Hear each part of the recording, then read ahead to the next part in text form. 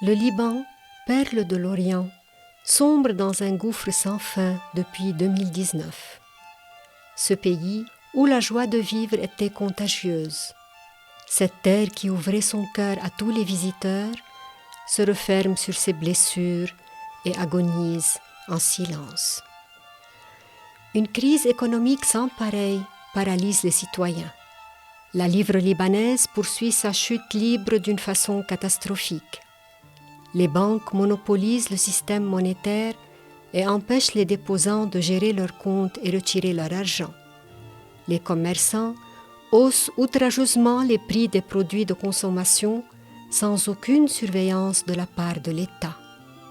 Le Liban devient une immense prison pour ses enfants.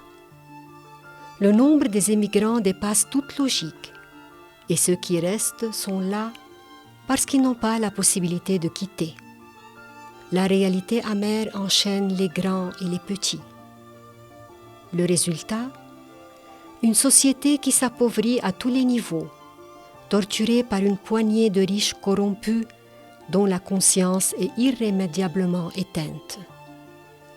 Au fin fond de cette obscurité, l'espérance pointe sa lumière, si petite soit-elle, à travers la vigilance de l'Église locale et de plusieurs organisations sociales qui traduisent en actions de charité, de bonté et de miséricorde la parole enseignée par l'Évangile.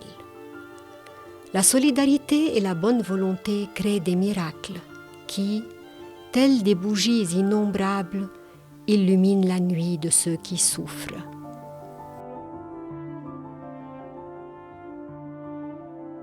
Le diocèse maronite d'Antelias est une ruche d'abeilles en action, un flambeau d'amour dans une crise inouïe que traverse le peuple.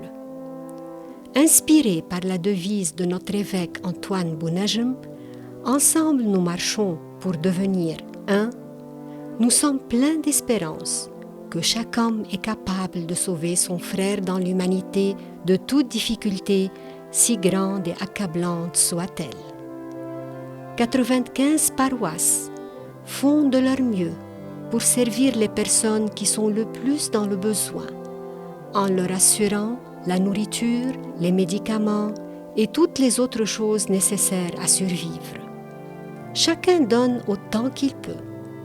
3 écoles, Saint-Joseph Cornet-Chehouane, Jésus et Marie Raboué, Saint-Georges Zalka et 3 autres écoles semi-gratuites situées dans les quartiers les plus populeux du diocèse essaient de tenir ferme et soutenir les familles en besoin qui ne peuvent payer les frais de scolarité sans pour autant priver les enseignants de leur salaire complet.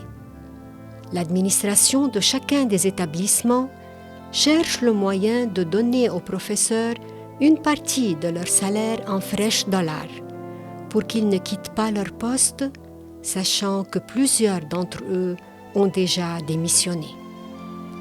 Le diocèse est en train d'aider dans la mesure du possible, les anciens des écoles aussi, et même les parents des élèves n'hésitent pas à soutenir discrètement d'autres parents. Il est sûr et certain que la Providence vient toujours en aide à toutes ces écoles pour qu'elles puissent subsister et poursuivre leur mission. Il serait bon de signaler ici que depuis très longtemps, l'Église au Liban encourage et approuve vivement le fait d'assurer l'éducation à tous les citoyens, et cela depuis 1736 exactement. Les missions avaient déjà entamé leur travail dans notre société, et l'un des résultats du Concile libanais de Loïsé en 1736 fut la décision de donner aux garçons et aux filles une éducation bien suivie. Pour revenir à notre situation aujourd'hui à l'intérieur du diocèse, plusieurs œuvres sociales fleurissent à différents niveaux, telles la cuisine du Bouna, prêtre en libanais, qui assure chaque semaine 750 repas à ceux qui en ont le plus besoin. La pharmacie du Bouna, qui procure des pays étrangers des médicaments aux malades. La famille du Bouna, qui offre une aide financière aux familles chrétiennes dans le besoin pour les empêcher d'émigrer. Scolarité des enfants, frais du générateur, des allocations familiales comprenant nourriture et produits de nettoyage et parfois de l'argent liquide. Des aides monétaires pour des frais d'hospitalisation ou des traitements à long terme attribués à ceux qui souffrent le plus. Nous avons essayé de décrire en quelques lignes la situation sociale actuellement au Liban et dans notre diocèse en particulier. Cela dit, dans l'union de prière, nous croyons très fort que le Seigneur ne nous délaissera jamais. Retenons fermement l'espérance que nous proclamons, car celui qui a fait la promesse est fidèle.